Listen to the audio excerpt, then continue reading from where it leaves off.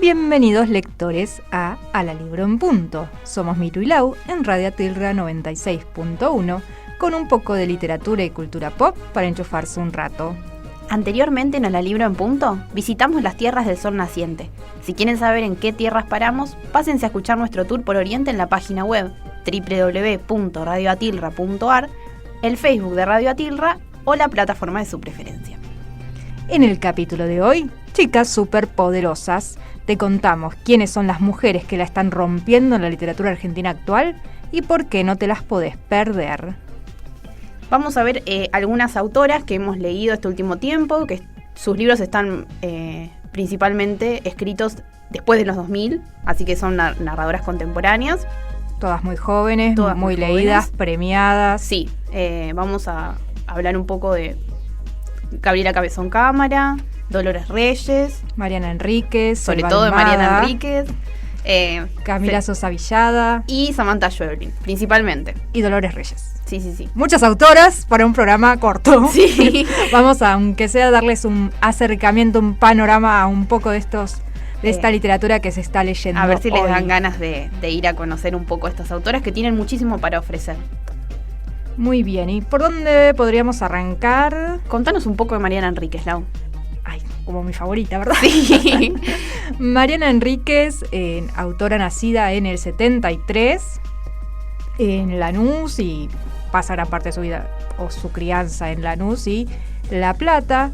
Se marca lo que escribe dentro del género del terror principalmente, aunque sus primeras novelitas se entendían dentro del realismo, pero el género que siempre le ha gustado, que la motiva, que le interesa y del que quisiera escribir una saga, prometido quizás, es el terror o el fantástico. Que es lo que le sale muy bien también.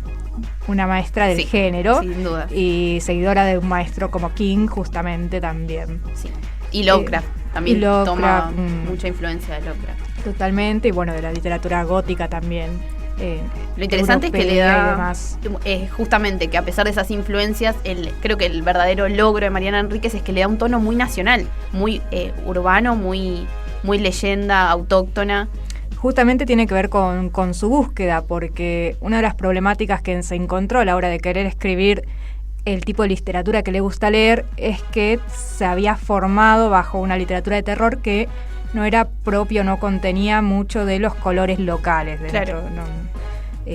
Faltaba quizás una tradición literaria como es la extensa y ya vieja tradición que por ahí tiene Europa o Estados Unidos de literatura de terror. Claro, es el desafío, me parece, de todas las literaturas periféricas, que es un poco son formadas a partir de obras clave de literaturas centrales como las de habla inglesa o francesa, y de repente queda como desfasado cuando lo pensamos acá a nivel local. Entonces su trabajo, su verdadero desafío es sentarse y decir, bueno, voy a producir algo como esto, pero con mis propios tonos o mis propios elementos.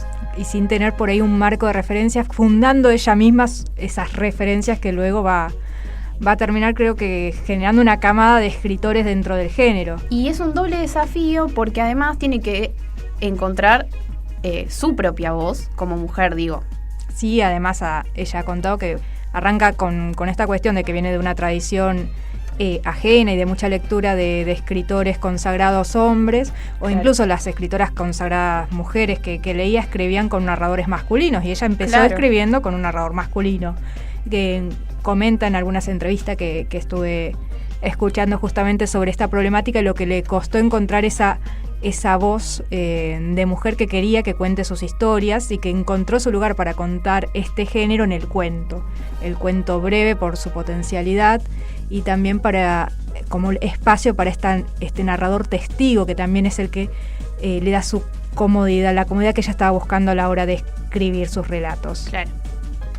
Es interesante también su formación, no tiene una formación de letras, pues ella tuvo acceso a la biblioteca de su familia y leyó lo que quiso. Leía a Faulkner a los 8 años, ella misma dice, wow, sin entender nada, pero siempre leyó. No tuvo una formación académica, no participó de talleres de escritura, ni siquiera se había planteado en su juventud ser novelista. Cuando se publica muy joven su primera novela, ahí no recuerdo ahora el nombre, Bajar es lo peor. Sí. Bajar es lo peor es su primera novela. Salía bajo la etiqueta de la escritora más joven, claro, justamente, pero no se había propuesto dedicarse justamente a la ficción. Estudiaba periodismo y entre las opciones que se le venían dando, pero el desafío de escribir esa novela, para sacarse esos personajes, esas ideas, hacer algo con lo que le pasaba en la cabeza, fue como el latigazo de inicio a su enorme carrera en la actualidad. El catalizador, digamos. Pero en realidad la formación de ella es en periodismo. En periodismo, sí. Bueno, ¿sabes qué? Estaba pensando en otra autora que tampoco tiene o no tuvo hasta bastante tarde una formación así académica. Liliana Bodoc, de la que no vamos a hablar ahora, que sí es parte del panorama de literatura femenina contemporánea. Pero bueno, lo de ella está más enfocado al fantasy, entonces lo vamos a ver específicamente en quizás algún otro programa. Creo que la amamos tanto que ella va a hacer un solo programa. Sí, un programa sobre Liliana Bodoc. Y bueno, ella creo que terminó el secundario de grande con sus hijos, o sea, terminó el secundario con sus hijos. Y me parece que, no sé si hizo algunas materias de... Es una carrera meteórica y publicó, creo que a los 40 años, su trilogía, bueno, que fue un éxito, la saga de los confines. Está bueno pensar en eso, de que, me parece que la mejor formación que puede tener un escritor es la lectura, justamente. Y Mariana Enríquez es un caso paradigmático. Ella justamente comenta que lo que se aprende, o mucho lo que se aprende leyendo. Claro. Todo lo que son marcos, estéticas y demás. Claro. Uno la va absorbiendo muchas veces sus lecturas, pese a no haber tenido ninguna formación, y eso también fue bastante liberador para ella. De hecho, me acuerdo porque con Lauri tuvimos el placer y el súper privilegio de hacer talleres con Liliana Bodoc en algún momento, que ella nos contaba que esto de que hablamos de los desafíos de, no sé, bueno, escribir una literatura periférica o escribir desde el punto de vista de una mujer. Para ella el desafío era encontrar como ese pequeño milimétrico gramo de originalidad. Uh-huh. Sí, dentro de todo, o sea, vos tenés el acervo de lectura de toda tu vida, leíste cosas y te gustan un montón de cosas, un montón de estilos, un montón de tramas, pero tenés que encontrar ese milimétrico que sos vos. Sí. Pedacito de originalidad. Y creo que Mariana lo encontró porque es una voz muy potente, única. Y muy importante. Muy importante para lo que ha generado. Bueno, el año pasado creo que fue un par de reclamos porque, bueno, ella está también en la fundación dedicada en el organismo argentino creado en el 58 con el objetivo de financiar y apoyar el desarrollo de artistas, en el Fondo Nacional de las Artes. Bueno, está ella como directora y propuso el año pasado en el concurso que se arma todos los años al género de terror y fantástico como temáticas para la escritura, lo cual desató cierta polémica. Sí. No está muy bien, no son géneros que estén muy bien vistos, son como géneros menores comparados con el realismo, que es como el vanagloriado género. El género ahí de cabeza.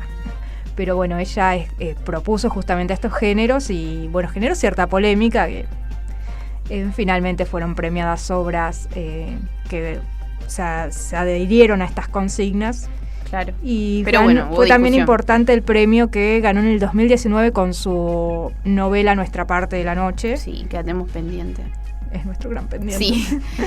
Pero bueno, nos interesaba hablar un poco de cómo aparece también lo histórico dentro de sus historias. Ella, el tema de los desaparecidos o de la dictadura a veces está como permeando muchos de sus cuentos. Ella busca esos miedos colectivos, claro, y busca esas resonancias que en el otro va a encontrar, que es muy propio de lo fantástico también. Sí.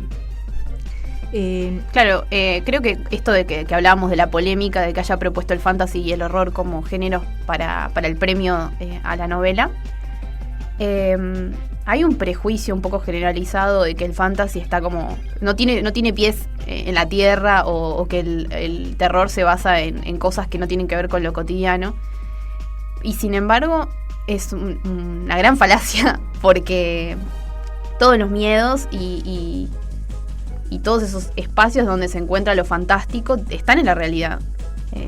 En esos aspectos de la realidad que muchas veces es difícil poner en palabras, porque trascienden un poco lo cotidiano, lo que se puede decir, nos superan a nosotros, entonces a veces ponerla en forma de miedo o hablar de esos espacios, de esas fronteras entre lo que pasó y lo que no pasó, es algo que habilita este género justamente. Claro, quizás tenés más libertad para explorar ciertas cosas, si no estás como atada a los parámetros de la realidad, pero en ningún momento los suelta. Estoy pensando particularmente en un cuento ya vamos a ver algunos cuentos de las antologías más importantes de Mariana Enríquez, pero hay uno que se llama El aljibe, que aparece en Los peligros de fumar en la cama, que habla de ciertas supersticiones que están, son bastante evidentes, digamos, durante el cuento, son bastante materiales, pero lo importante en realidad tiene que ver con las tensiones familiares que produjo, o sea, cómo se vuelven evidentes a través de estos problemas que quizás son un poco más volados. Claro, por lo fantástico a veces es una excusa para poner en primer plano justamente estas cosas. Uh-huh. Y bueno, ella logra hacerlo a través de esta búsqueda en lo popular, en los rituales urbanos. Claro. Está buscando como la tradición de este género allí, en San la Muerte, en los cuerpos, en estas cuestiones grotescas sobre las partes humanas, los zombies, los vampiros. Le dan espacio para hablar de estas otras cosas, de estas otras tensiones de la realidad. Claro. Y en la carne, el aljibe no lo leí. Puede ser que no. Es sobre una chica que tiene mucho miedo de prácticamente todo, pero tiene que ver con algo medio supersticioso que pasó en su infancia. Y uno pensaría que lo que produce esa sensación de incomodidad es este miedo constante que tiene ella, que todo el tiempo todo la está amenazando, pero en realidad tiene que ver con lo que hicieron los miembros de su familia para que ella termine en esas circunstancias. Bueno, ella habló mucho de esto de buscar en los miedos de la infancia, como que son los miedos más puros, los que se siguen después desarrollando en nuestra adultez, pero buscarlos ahí a la hora de escribir, como alimento de la escritura, justamente. Claro. A mí en particular me aterró Pablito clavó un clavito, que habla de un asesino serial real argentino. Tiene muchos también vinculados al exceso, a las drogas, que también cuenta muy bien, creo que la época en que ella vivió su adolescencia, los años 90, están como muy bien retratados en esos textos. También se ve el paisaje urbano de Lanús, de La Plata, de Constitución, en muchos de esos cuentos. El chico sucio creo que es de los que mejor lo cuentan, habla de todo el barrio de Constitución a través de las descripciones de la casa, de lo que pasa con la gente. Presenta las problemáticas vitales del lugar, atravesadas por esto fantástico, por esto inexplicable, que en este caso es ese niño que esta mujer observa todo el tiempo, que termina quedándose solo y de pronto desaparece o acaba en su casa y vos no sabés hacia dónde va a ir el cuento, qué es lo que está pasando en la historia de ese chico. En la hostería o la Casadela juegan o trabajan más bien en el tema de la dictadura, de la desaparición, pero casi en un modo alegórico. Hay dos historias que se están contando y bueno, uno va a encontrar símbolos en donde leer quizás esas referencias. Claro. Me parece que sobre todo cuando hablamos de estos periodos históricos o hechos históricos que son tan difíciles de procesar, los dispositivos así fantásticos de terror son muy productivos para lidiar con cosas que son muy traumáticas a niveles sociales. Sí, tal cual. Quizás es mucho más fácil hacer esto, construir una alegoría, mucho más fácil sin quitarle, ¿no? toda la alegórica, claro que. Pero que tener que enfrentarse a algo que realmente escapa a nuestro entendimiento totalmente. Los cuentos de los que hablaste están en la antología Las cosas que perdimos en el fuego. Yo estaba pensando en mi primer acercamiento con Mariana Enríquez, que fue cuando no sé, tenía 14, 15 años, o por ahí más o menos. ¿De juventud? Sí, que uno está como que muy fascinada por la violencia y las cosas oscuras.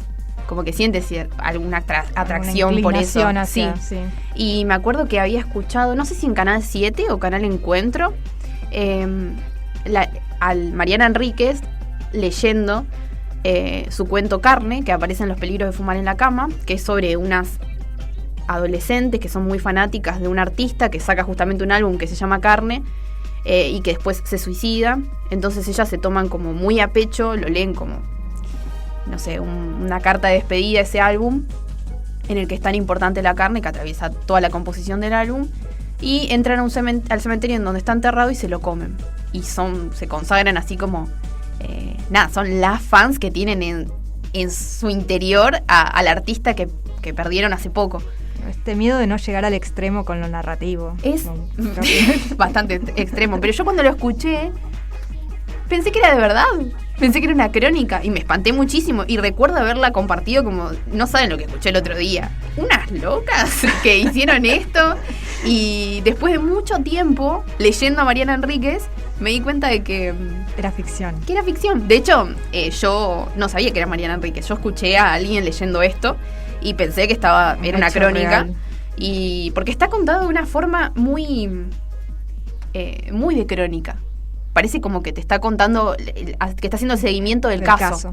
Entonces, ese fue mi primer acercamiento, para que vean lo que hace con su ficción. Realmente es muy verosímil. No, y trabaja muy bien a los personajes, Sí. creo que ahí está lo aterrador también, porque Sí. uno puede viajar con ellos, experimentar con ellos y sentir el miedo que va rondando, esa sensación de peligro suspirándote atrás, ¿no? Es tremenda. Es muy perturbadora la narrativa de Mariana Enríquez y creo que ese es el punto en realidad más fuerte de este terror del que estamos hablando. No sé, a mí creo que es como esa sensación de incomodidad que te produce hasta con los personajes con los que resulta más difícil empatizar. Los personajes que por ahí hacen cosas desde el egoísmo, desde la maldad, y con los que terminás empatizando, quizás. Entonces te pone en una posición súper incómoda y que te perturba, y ahí es donde se produce el efecto real del cuento. No, Y además es muy grotesco. También tiene sí, cuentos que son y muy también, grotescos. bueno, me gustó mucho en la entrevista que escuchaba esto de que está cansada de que por ahí esperen que un autor tenga una sabiduría moral Claro. para dar consejos o mensajes positivos a través de su escritura, esa cosa de ¿y cuál es la lección de esto que vamos a aprender? O que se esperen que el autor se convierta en un intelectual que deba dar opiniones sobre política, Claro. feminismo, en temas de actualidades, el aborto, cuando el autor es otra persona más que vive y tiene las mismas complicaciones que cualquier otro ser humano y no tiene las respuestas a todo. Sí, además creo que esto que hablamos hace un rato del realismo y el fantasy, me parece que hay como una expectativa de cómo tiene que comprometerse con la realidad del autor. Entonces, este tipo de ficciones quizás no tienen tan buena... Bueno, ahora por suerte Mariana Enríquez, con todo el trabajo que está haciendo, no solo desde sus libros, sino también desde... Fondo Nacional de las Sí. Artes y Está como expandiendo bastante eso en el su imaginario. lugar en Radar de Página 12, también como editora. Claro, tiene como Subeditora. suficientes postas desde las que ir construyendo otra idea de compromiso con la realidad. Pero bueno, nada. Lo está trabajando de a poco y pensemos que es una autora muy novedosa, es muy reciente, las publicaciones de ella son muy Estamos recientes. hablando todos de escrituras posteriores al 2000, siglo Sí. XXI. Sí, Pensaba también en esto de lo fantástico, que lo encontré hace poco en un libro que estuvo muy comentado también por la prensa, de Dolores Reyes, Ujú. Come Tierra, creo que vos también lo leíste, sí, Milú. sí, muy breve y muy hermoso y muy doloroso. Que creo que es una constante en las autoras que vamos a ver, esto de que trabajen cosas de una forma muy preciosa, pero siguen con siendo temáticas cosas muy dolorosas, crudas, muy sí. duras y con su fondo muy realistas. Son situaciones o problemáticas sociales Claro. que están ahí. Creo que principalmente tiene que ver con eso, esto de que quizás se amplíe un poco el territorio desde el que se escribe, empezar a escribir un poco más desde los márgenes, desde cuestiones que se hablan un poco menos, entonces las cosas que se cuentan son mucho más crudas y bueno, impactan de otra forma. Y a veces aparece lo fantástico. Eso, ¿cómo nos Para ibas a contar de expresarlo. Come Tierra? Bueno, Come Tierra es la historia de un adolescente que tiene podemos decir un poder, Sí, iba a decir don, pero Un me don. parece que eso está bastante Poder. problematizado en la obra. Tipo, la responsabilidad de ese don La para Come Tierra es un problema. Muy bien, ¿qué es esto de poder escuchar a los muertos, poder Sí. encontrar a aquellos que se han ido comiendo tierra que conecte con esa persona? Claro, incluso a veces puedes saber cómo muere una persona. De hecho, ese es el punto en el que ella descubre que tiene ese don, porque su madre muere, come un poco de tierra de Claro. su... no me sale la palabra. Cuando Sí, cuando la enterraron. la enterraron y descubre que su padre la mató a golpes. Claro. toda esa violencia que descubre, que dolorosa y que arranca ahí, bueno, y la va a seguir porque va a estar conectada generalmente a casos de chicas que han muerto o han desaparecido. Claro. Y que están buscando. Y ella va a ayudar a resolver, pero no va a querer hacerlo, se va a sentir casi utilizada muchas veces para resolver estos casos. Es que es muy difícil. Cuando es tan doloroso lo que tiene que hacer cada vez que traga de esas vidas, básicamente. Además, al estar ubicado en una zona tan marginal, la violencia está muy generalizada. Entonces ella todo el tiempo se ve como cercada por casos a los que se tiene que enfrentar, que son muy dolorosos. Es muy difícil. Como incorporando, hay una cuestión con la metáfora del tragarse esas vidas, de tragarse ese dolor ajeno, ese sufrimiento muy duro. Claro. Así que va a ser un problema a lo largo de la novela esto de la responsabilidad. Tiene este don y este don es súper útil, pero tiene su costo. Claro. Y es interesante cómo aparece, nunca se pone en duda este don prácticamente en la obra, es como parte de ese imaginario. Sí. Existe, hay mucha gente que cree en él, entonces ella tiene este poder y no se pone en cuestión. Sí, la gente la va a buscar para, digamos, contratar, por decirlo de alguna forma, comillas, contratar sus servicios. Así como se va a visitar a que te tiren las cartas o que te curen el empacho. Que te curen el empacho. Así mismo, bueno, es el don de Cometierra. Sí. Bueno, Dolores Reyes sí tiene formación académica y además tiene 7 hijos. Que es una de las... Sus fotos son muy impresionantes, es una gran familia. Muy bien, es estudiante de letras como tú, Milu. Sí. En la UBA también. En la UBA también, muy joven, es del 78, es docente, feminista, activista de izquierda y madre de 7 hijos. Y esta es su primer novela. Y esta es su primer novela. Así que un puntapié inicial bastante importante. Tremendo, sí, además comentada, reseñada por todos los diarios, las páginas, por grandes autores actuales. Sí. Otro de las lecturas que íbamos a visitar, la traías vos, Milu. Sí, a Gabriela Cabezón Cámara. Ya la hemos trabajado en el episodio 2. Sí, hablamos de ella para hablar de la escritura hablamos de las reescrituras. Pensé que la habíamos trabajado para fanfiction. Bueno, estamos pensando ya hablamos de Las aventuras de la China Iron, no me salía el nombre de la otra novela, pero hoy principalmente vamos a hablar de La Virgen Cabeza, que es quizás su obra más conocida. Es una obra que se publicó en 2009, me parece. Sí, 2009. Y bueno, justamente en Gabriela Cabezón Cámara también aparece esto de tratar de escribir un poco la marginalidad y tratar de escribir un poco las disidencias.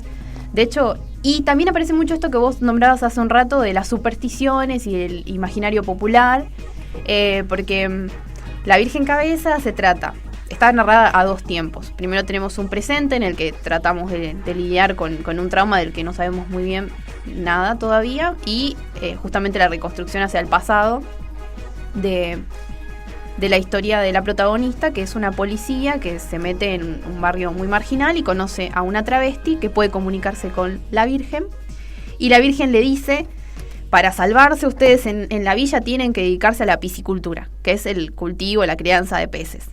Y bueno, nada, lo mismo que vos decías de Cometierra, la gente no duda de que ella, evidentemente... Me hace pensar mucho en el realismo mágico, justamente, en García Márquez, donde ocurren estas cosas, ¿no? Claro, la gente dice, bueno, se comunicó con la Virgen y dijo que hay que dedicarse a la piscicultura, pues a la piscicultura nos vamos a dedicar. La verdad es que lo que yo admiro muchísimo de Cabezón Cámara es que trae, primero, tramas muy extravagantes y personajes muy extravagantes y elementos muy extravagantes. Tipo, en las aventuras de la China Iron aparece en algún momento un Martín Fierro con trenzas que se dedica a la crianza de los hijos de la comunidad de la que termina participando. Me acuerdo que hay unos versitos que le canta al Martín Fierro en las aventuras que dicen algo como: vos te cortaste tus trenzas y yo me las dejé crecer. Porque básicamente se extrapolan los... Sí, es muy genial todo esto con el tema de la China, claro, con las trenzas. Y es lo que hace que las imágenes sean tan potentes, y también esto como una metáfora de estas reescrituras, relecturas que se están haciendo y que se están cambiando ahora en la actualidad. Claro, las formas de elaborar justamente la disidencia, porque bueno, este Martín Fierro que se deja crecer las trenzas, que tiene su amorío con ¡ay! No me sale. A mí tampoco. Cruz. Ay, Dios mío.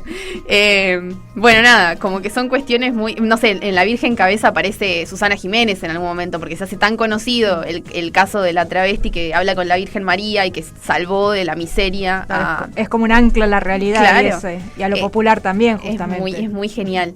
Y bueno, yo me acuerdo que en la primer página de La Virgen Cabeza, igual como para que se den una idea, que creo que es como que condensa bastante bien de lo que se va a hablar a lo largo de la novelita y en qué tono se va a hablar a lo largo de la novelita. Y me marcó mucho. Está en la primera página, que por eso me parece que también es una forma de inaugurar una novela muy... No sé, suelo confiar mucho en la forma en las que en las formas en las que pueden arrancar las novelas. Esto de que prometan grandes cosas y bueno, ver si las pueden cumplir. Y esta frase particularmente hizo que me quedara en La Virgen Cabeza, que quisiera seguir leyendo, y también me destruyó bastante. Que dice: ahora sé que de un naufragio no se salva a nadie.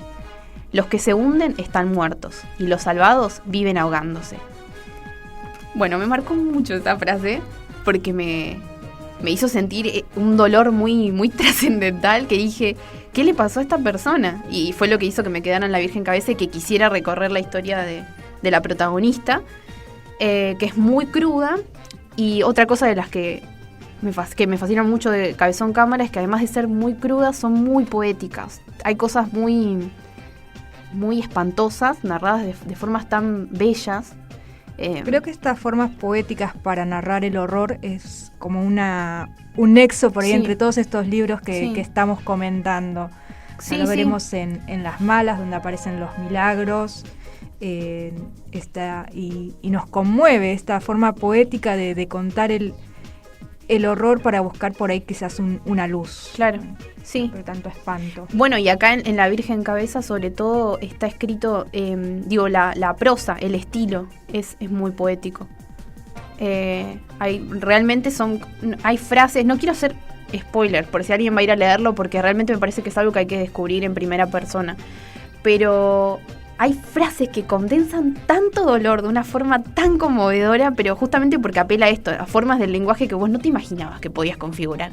Y de repente las tenés ahí, pero hablando de cosas espantosas. Pero, bueno, nada, siempre con mucho respeto del dolor y esas cosas. Tampoco es que llega...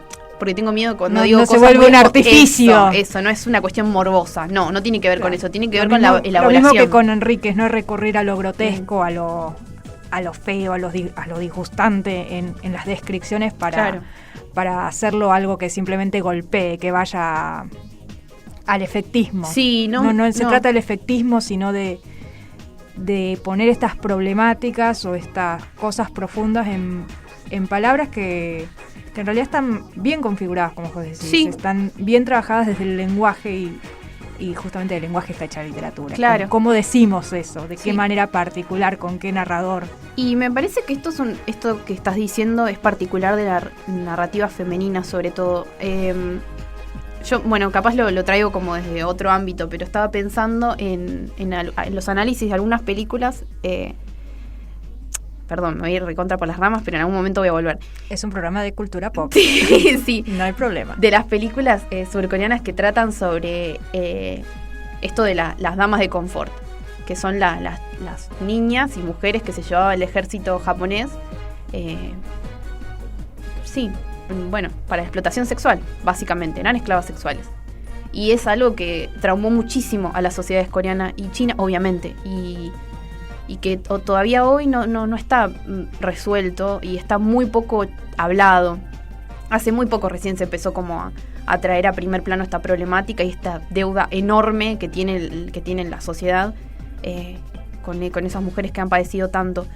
Y uno ve películas en las que está contada de una forma tan morbosa y violenta que te termina llegando la historia, pero con unos tonos tan horribles, que si bien uno sabe, ¿no? Fueron momentos horribles y tampoco es cuestión de embellecerlo, pero hay otras formas de trabajarlo y de reelaborarlo que tienen que ver con, que quizás significan o implican más respeto con la temática. Y está pensando en una película particular que se llama Snow Road, que justamente la dirigió una directora surcoreana, y ella lo que contaba es que, por ejemplo, no hay ni una escena sexual en toda la película.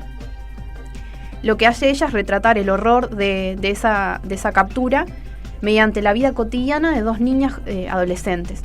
Que es lo suficientemente horrible. O sea, estar captura, ser por un gobierno que está oprimiendo a toda tu sociedad, estar aislada, no saber qué pasó con tu familia, pasar hambre, pasar frío, ya es lo suficientemente horrible. No hace falta mostrar violaciones en cámara.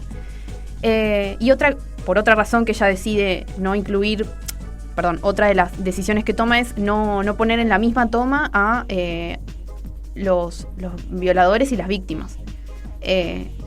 Porque le parece que es como esto, una carga de morbo y de violencia muy innecesario. Entonces ella deja como implícitas ciertas cosas durante la película, y otra de las razones por la que hace esto es porque sus actricitas son muy jóvenes. Entonces ella no quiere exponer a las actrices tan pequeñas a escenas que implican cosas tan horribles. Entonces es una forma de narrarlo muy respetuosa y muy sutil. Es como que también hacen esto que a dos tiempos. Tenemos el presente de una de estas víctimas, en que recuerda todo el tiempo una de las chicas con las que estuvo encerrada.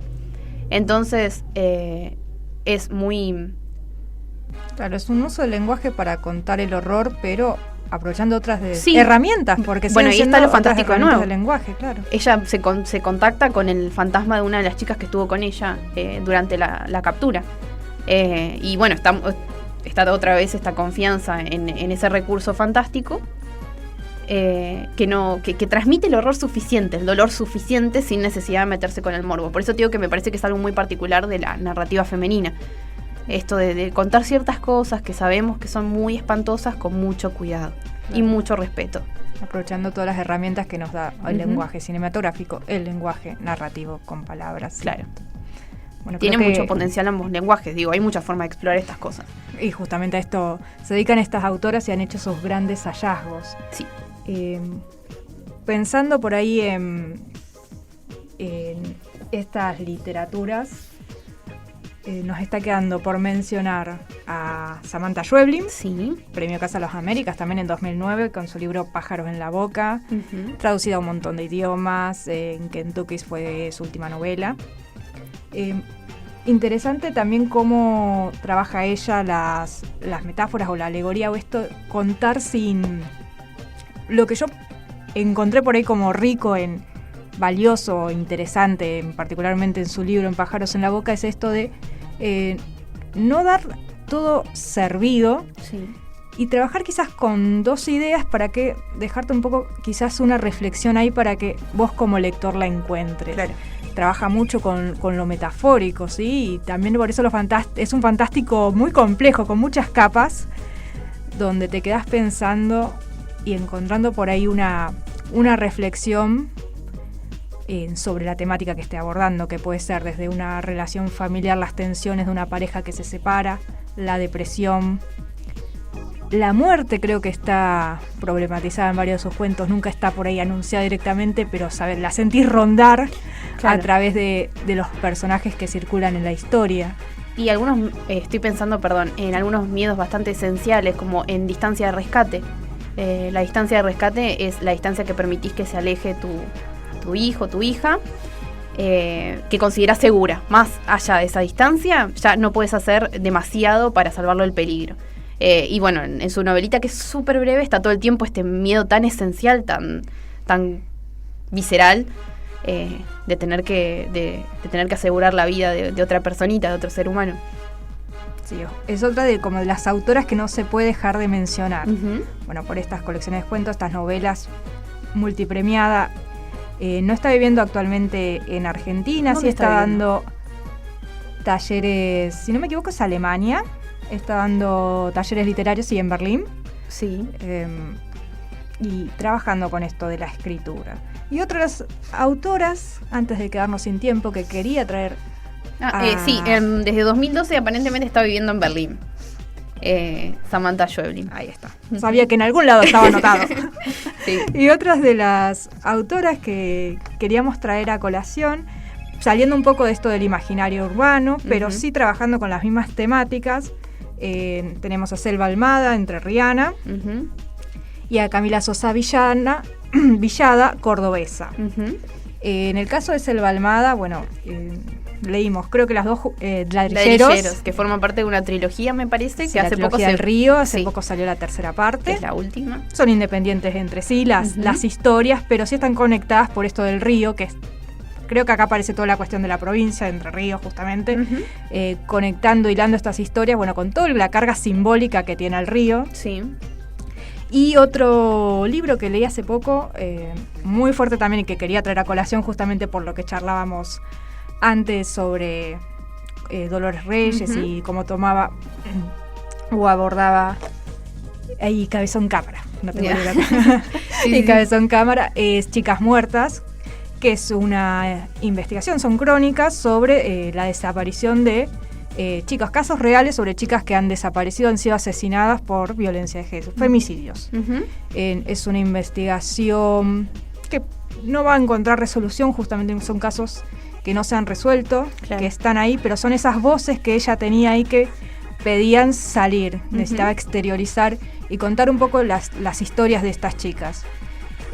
Creo que también es otro de los motivos que se encuentran en muchas de estas autoras, esto de la violencia contra la mujer, de la desaparición, y cómo contar este horror. Claro. Esta pérdida para los que las que quedan acá buscando. Exactamente, todo lo que implica para las casas que quedan vacías. Casas vacías es otro de los títulos de Schweblin. Sí, ahí está. Ya me parecía que nos quedaba por ahí, que la habíamos traído a la autora. Y esto de pensar en la búsqueda también en Cometierra, esta gente que visitaba a la protagonista para que ayuden a encontrar esas personas, porque estaban ahí sufriendo sin saber dónde están. Son procesos demasiado complejos, entonces es agarrar ciertos puntos, ciertas puntas de las que tirar para poder armar todos dispositivos, para analizar un poco, para procesar un poco estas cosas que están pasando. No son ajenas a la realidad. No, al contrario, por suerte están cada día más presentes y se están desarmando muchas ideas, actualizando muchos conceptos, revisando. Claro.